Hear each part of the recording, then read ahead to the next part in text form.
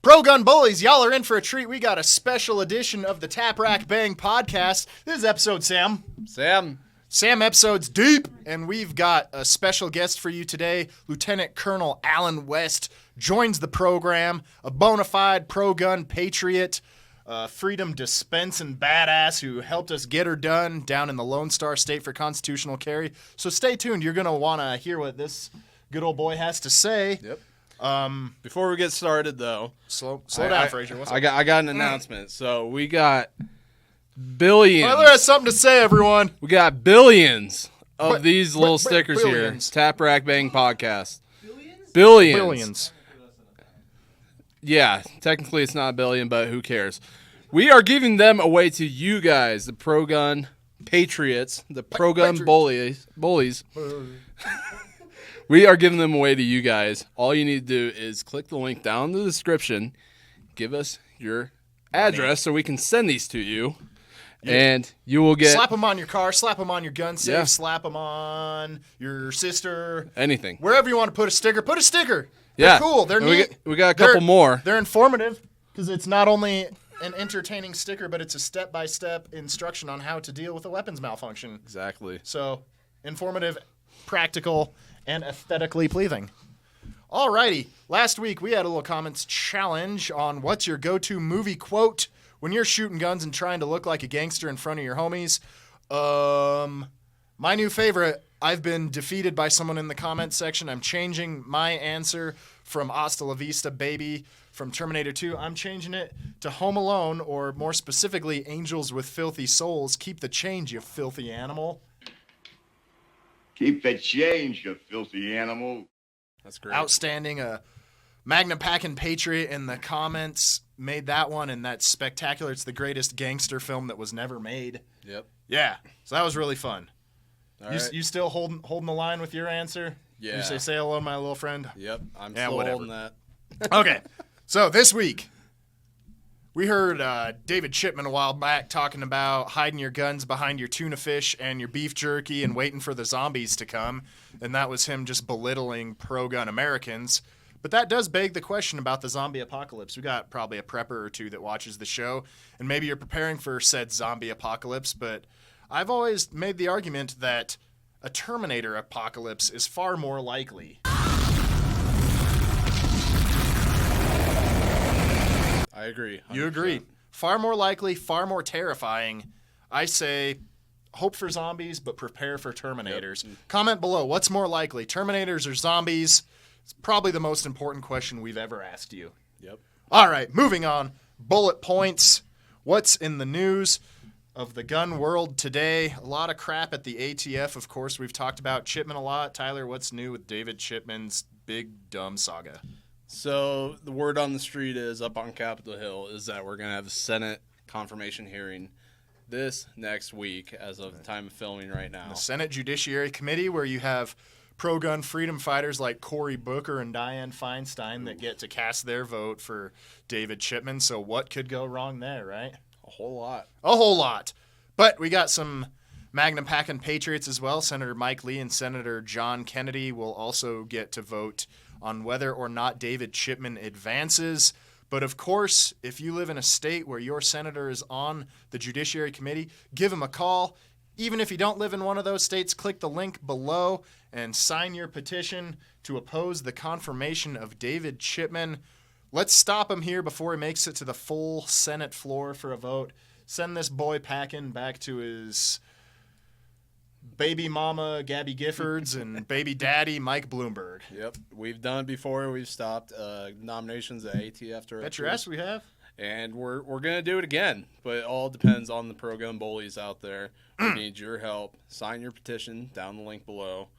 Let's get this shitbag out of here. Let's do it. Hey, and while you're down below, and while we're talking about the ATF, we got the ghost gun ban rule. We're all up in that 90-day comment period, so click below. We got the link to leave your comment on the ATF's website. Additionally, get more bang for your buck by signing your petition to oppose the ghost gun ban.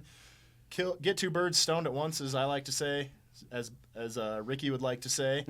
Two birds stoned at once. In addition to the ghost gun ban, revival of the failed brace ban, the pistol brace ban, the stabilizing brace ban, however you want to call it. That's back in effect. It's surfacing as we speak. We killed it in December. We can kill it again. We aren't in the comment period yet, but we can start gathering petitions, and we will deliver it to the ATF. If you sign your petition below, Hunter King, the King of the Hill, you all know him and love him. He will hand deliver him to the ATF so your voice is heard, and we can once again stop this bureaucratic gun grab. Yep. Yeah, and cool news out of California, some legal stuff. What up with that? Yeah, so look at my notes here again. We got some legal jargon. Excuse me. Miller versus Bonta. Don't you wanna? So, was it District Judge Roger T. Benitez ruled that California's assault weapons ban was unconstitutional. My man. What did he have to say about that? He had a quote. He said that state-level assault weapons bans that have remained in effect have had little to show.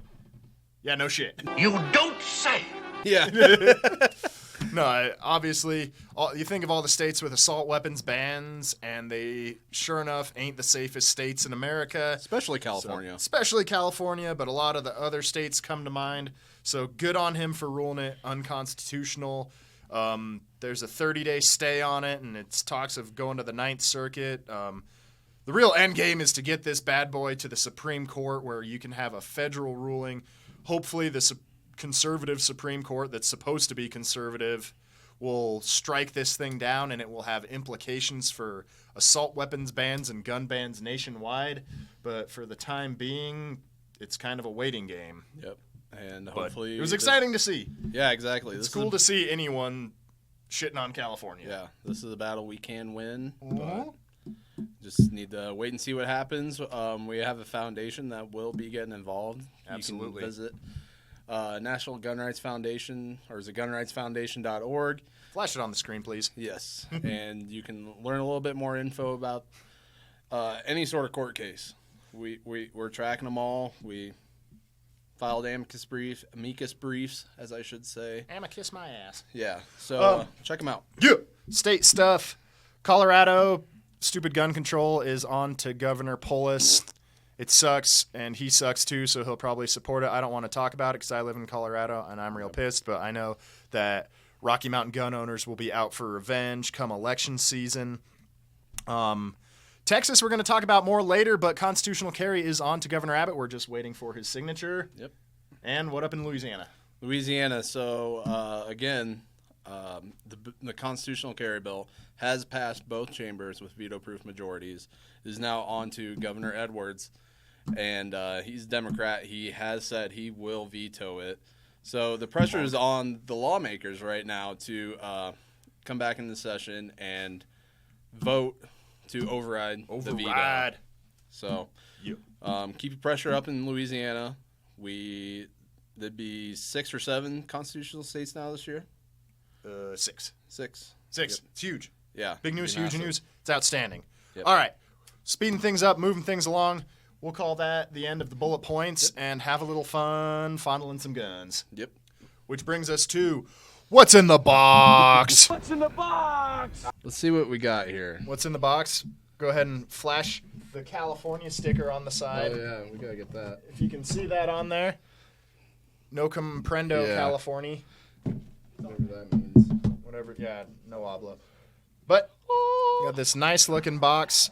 Honestly, for a cardboard box, that's about as nice as you get. Being a Smith & Wesson guy, getting my shield in a shoe box, I'm a little jealous of this. Right. Especially since it comes in a purse. It's a puss, okay? It's a pass. It's a purse. What's in the purse? Do We have. we have Brad Pitt saying what's in the purse? We will. Okay. Get Brad Pitt on the line. All right. What's in the Purse. This gun has been safety checked. We have a Springfield XDM Elite. Chambered in 9mm. So this is a typical plastic fantastic firearm. Tactical Tupperware. Yeah, there goes will. the safety flag. So Chamber flag. yeah, this is a little different than your modern Looks carry like some piece. extra whiz bangs up in there. Yeah, so you got a threaded barrel here, so you can attach a suppressor, muzzle brake, whatever you want, whatever suits your fancy. Suppressor height sights, It's got a mounting plate for your red dot optics or whatever you want on it. Fancy. But big old magwell at the bottom. yeah, big old magwell, so it's easy to funnel that mag in there. There you go. But Drew Locke could throw a mag in there. Yeah. So I haven't had much. It's like the birthing hips of a pistol. I haven't had much time behind the Springfield, but there's a couple gripes I have is that you have a grip safety here. The gun will not go off unless that's depressed. To me, that's another point of failure. Yep. Failure. What if you don't have thumbs, man? Exactly. I guess. And another thing that they actually got rid of on this model that I really hated of the old models is that it said grip zone right on the grip. Like a Nerf gun. It's like instructions. We don't need instructions. You know where to grab the gun. Right. So. Why don't you give that trigger feel? Tell me what you got in there. Yeah. Let's see. It's a little squishy. Yeah. A little squishy. How about the reset? It's a little long. That's what she said. Not too tactile, but it'll do for what you need it to do. I'll hand this over to you. What do you think? Yeah. I think, like we said before, it's big, it's robust, and it's tricked out. I think it's obviously begging for a can to be thrown on the front end. Yep. Maybe an RMR or whatever is your go-to red dot sight. Throw a light on it, and I wouldn't consider this an everyday carry pistol, but it would be a pretty reliable and acceptable nightstand gun for a home defender. Yeah. If you're the type of cat that wants to defend your house with a pistol instead of a long gun, I don't think this is a bad choice. Maybe throw in a replacement trigger if you're not a fan of the trigger. But beyond that, yeah, I'm not a fan of the grip safety either. I think we've moved on from that. That's a relic of the past, but you got all your ambidextrous or amphibious or whatever kind of somethings that this has, where you can release the magazine from either side and release the slide. But it's pretty neat. Yeah, and it holds 20 some odd rounds. Yeah. So that's a lot for I think a to handgun, grab so. something when something goes bump in the night, this makes sense. Yeah. I would like that a good old American company like Springfield would be back being made in America instead of Croatia, but it is what it is. But get a couple magazines with it. You get a fancy purse, a nice looking box, and some replaceable back straps. So not bad for a what's in the box nightstand gun. Yep. Springfield XDM Elite. Check it out. Check it out. Put that back. All right, but now we get to the real fun stuff. We talked to Lieutenant Colonel Alan West today and talked about constitutional carry in Texas. He had a lot of outstanding stuff to say about the fight to bring gun rights to the Lone Star State. So please stay tuned in, and I hope you enjoy what he has to say.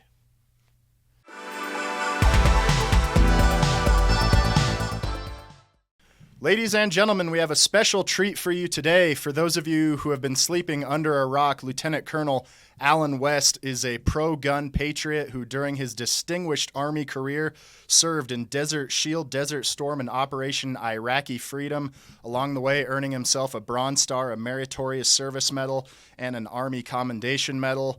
What us boys in the sea services would call a bona fide salt dog. After his service, he served as the congressman for Florida's 22nd Congressional District, and he is currently the chairman of the Texas Republican Party and was a key factor in the success of the fight to bring constitutional carry to the Lone Star State. Thank you, Colonel West, for joining us today. It's my pleasure to be with you all. Awesome. We're going to open up with some questions here. First off, constitutional carry is the gold standard of pro-gun legislation in basically all the state legislatures. So how important is this victory in Texas for gun owners, and what are the national implications of that? Well, it's incredibly important because we have to honor the Constitution, and that is the Second Amendment, which is of the first 10 amendments, the Bill of Rights that we have in our Constitution. And our founding fathers were very instrumental in understanding that you don't have your First Amendment rights unless you have the Second Amendment that is there. And going back in history, on April the 19th of 1775, when the British were marching inland toward Concord, Massachusetts, it was to destroy a weapons and armaments factory. So our founders knew that as long as you are armed, you are a citizen. But if you are disarmed, you are a subject. And that is something they have codified in our Constitution. So for us to finally get constitutional carry passed here in Texas, there are 20 other states that already have it. And most people would have thought that Texas would have been leading on this. And when you consider that Bernie Sanders in Vermont has constitutional carry, and here the old colonel down in Texas doesn't have it, that was a rallying cry for a lot of people. Now, we're still not there yet. Because it's sitting and waiting the governor's signature. But I just pray that the governor will do the right thing to make sure that people here in Texas have their constitutional right to be able to keep and bear arms. Absolutely. And before we move on, you'll probably have to excuse me as a former Marine sergeant. Anytime I've ever been called upon to talk to a lieutenant colonel, it usually meant I was in trouble. So No. as long as you promise not to do a wall locker inspection today, I think we'll be okay. But It'll be fine. You mentioned earlier that 20 states beat Texas to the punch. Why is that? Why did it take so long for the Lone Star State to achieve constitutional carry?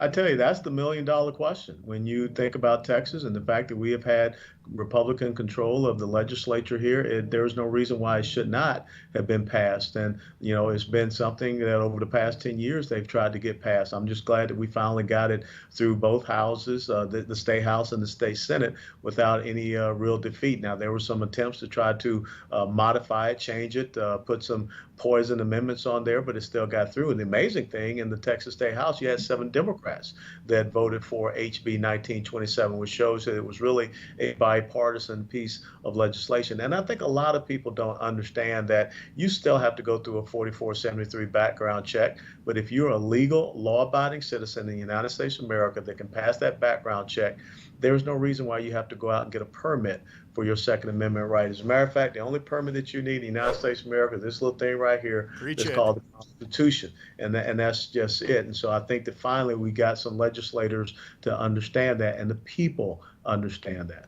Yes, sir. Very good stuff. So we have a little segment on our show we like to call shooting blanks. And these are the people we call out, that just don't get it. They're completely wrong in the Second Amendment. So I just wonder what politicians, Democrat or Republican, are to blame for this drawn-out battle. People who are against the bill, people who fought to add the poison pill amendments, that kind of stuff. Well, I think if you go back and you look at it, a lot of folks in the respective leadership roles in the Texas State House and Texas State Senate, I know that we had to work very hard to get even our lieutenant governor to come around and support this, because initially when it was passed in the House and was sent over to the Texas State Senate, he said we don't have the votes and we're not going to get it done. And that's why, Texas Gun Rights and the National Association for Gun Rights, Gun Owners of America, we all joined forces. This is an incredible victory for the constitutional conservative grassroots movement here in Texas. And hopefully, when you talk about what does it mean for the rest of the country, we will see this getting passed in other states that have Republican majorities. I don't think you're going to get it passed where you have Democrat control of these states. But then, of course, you got a lot of people leaving those failed blue states to come to a place like Texas. And when you consider what is happening here in Texas with the open borders policy that's been implemented, the rise in crime that we see, illegal immigrants conducting a lot of criminal activity, the cartels and everything, then why would you not want people to be able to protect themselves, especially when you have a party, the Democrat Party, is talking about, defunding police and releasing more criminals out of jail. So I think this is an important win, and I think it sends a message to those individuals that are in quote unquote elected leadership positions that you're supposed to serve the people and not your own self-interest or special interests. Absolutely, sir. And you spoke a second ago about the pro-gun grassroots and their activism in Texas. From your perspective, working within government, what effect did the grassroots gun movement have in getting this across the finish line, or at least it was incredible. It was incredible because, I saw an awakening because people really understand what their liberty and freedom is all about. And if they cannot protect and defend themselves, then their liberties and freedoms will be taken away from them. As we saw last year, when all of a sudden people were saying, you have to wear a mask, you must stay in your house, you're not essential. They don't want to see this happen. And of course, all the talk about confiscating guns, gun registries, and things of this nature. So I think that when you can go back and look at all of the folks that were showing up in the Capitol, the phone calls that were made into these offices, they never seen such an outcry. And so they knew that something was different. And that was the activism of the constitutional conservative grassroots here in Texas, led by incredible organizations, like I said, National Association for Gun Rights, Texas Gun Rights, Gun Owners of America. So I'm very proud of that. Yeah, sure. And you've used the phrase cabal of cronyism to describe the culture within the mainstream gun lobby. In your experience, how would you describe the effectiveness of the streamlined, so to say, confrontational politics NAGR and TXGR use to get our constitutional carry passed in these sort of states? Well, I will tell you that there's, and my good Marine buddy here will understand, there's conventional warfare and tactics, and there's unconventional warfare and tactics. Right. And I think what you saw with the National Association for Gun Rights, Texas Gun Rights, Gun Owners of America, they did unconventional warfare. They did guerrilla warfare. It wasn't the same status quo. And, I say this, as a sitting board member of the National Rifle Association, a bit of a different approach. And we know some of the issues that the NRA is having right now, so they could not be as effective in this fight because they have a lot of internal issues that they're having to contend with. So I think that you saw people that understood that you got to get in there, you got to get up close and personal, and you got to make this happen instead of taking a more maybe corporate type of approach and trying to schmooze politicians to try to get them to do what is right instead of just saying, hey, look, this is the Constitution. You will do what is right because you're supposed to be there to represent us. Hoorah, that motivates me, sir. So with this close to achieving victory, Texas is by far the biggest constitutional carry state now. And obviously, you know a thing or two about Florida politics, which is a state that we're heavily involved in. So can you for a second talk about, with Florida's Republican trifecta, what's holding that state back from becoming the next one? I think the only thing that's holding it back is you don't have a National Association of Gun Rights and Gun Owners America pressing the issue down there with the conservative grassroots. And I think that once you unleash that strong grassroots movement in Florida, they will also follow suit and they will get constitutional carry passed down there as well. Hope so. Yeah. So your level of activism in this fight in Texas is not typical for a party chairman. So what made you want to get involved in the fight for constitutional carry in Texas? It's very simple. I am the chairman of the Republican Party of Texas. At least I will be till the 11th of July. Sure. And this was one of the legislative priorities that was selected by the delegates to the Texas Republican State Convention last summer. And I'm supposed to fight for those legislative priorities. And that's exactly what I did. Absolutely. And you just mentioned your intention to step down as party chair. I'm sure you haven't been asked this question at all since you've made that announcement, but what is next for Lieutenant Colonel Allen West? We think Governor West has a hell of a ring to it. Well, you're very kind. I will continue to be a servant to God, country, and Texas, and I will just continue to do what you and I did as a Marine and also as a soldier. We took an oath to support and defend the Constitution of the United States of America against all enemies, foreign and domestic, to bear true faith and allegiance to the same. We took that obligation freely without any purpose of evasion or mental reservation, so help me God. And so I will seek out a position where I can continue to live up to the oath that I took on 31 July 1982 to serve the people of Texas. We got one last question for you. So we have another segment on our show called Inside the Waistband, and it's where we ask our guests here what are they packing for a gun, like what are you concealed carrying. So I got to ask you, what's in your waistband? Well, I carry outside the waistband, okay. And I will tell you that I'm a Glock kind of guy. I did have a 6-hour P365, but I transferred that over to my youngest daughter. So I have a Glock 42, the 380, the 43, 9mm. Those are my two best concealed carry. But I also have the Glock 19. I have the Glock 23 Gen 4, which is the 40 cal, and I have a Glock 30S, which is the 45 cal. So if I really want to knock you down and hurt you bad, I'll hit you with the Glock 30S. There you go. Glock is always a popular choice amongst concealed carriers. Reliable, robust, and versatile and effective. Well, that's actually all we have for you today, sir. We appreciate you joining us today on the Tap Rack Bang podcast. And most of all, we appreciate your leadership in helping us get constitutional carry to the finish line in Texas. You got it. It was my honor and pleasure. Thank you, sir. Thank you. Take care. All the best. Semper Fi. Hoorah. Hooah. Yeah. Hooah.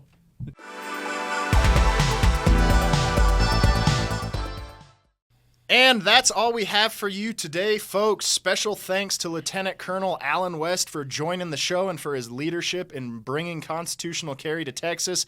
Please stay tuned because we're going to be having a special Texas-sized party once Governor Abbott gets his shit together and signs the damn bill. Yep. Can't Ready wait to for smoke that. some brisket? Yep. Yeehaw! Tell them where to go, Tyler. All right. So if you want to become a member of National Association for Gun Rights, or you just want to check us out, go to nationalgunrights.org. I'll check you out. And we also have a link in the description. You can get your stickers here, your Sticker. Tap Rack Bang stickers. Stick it to the man. Yep. And you'll get autographs from Frasor and myself. That's right. Personalized letters. Yep. And Tyler will put on lipstick and kiss your sticker if you want. I don't know about that, but We'll see.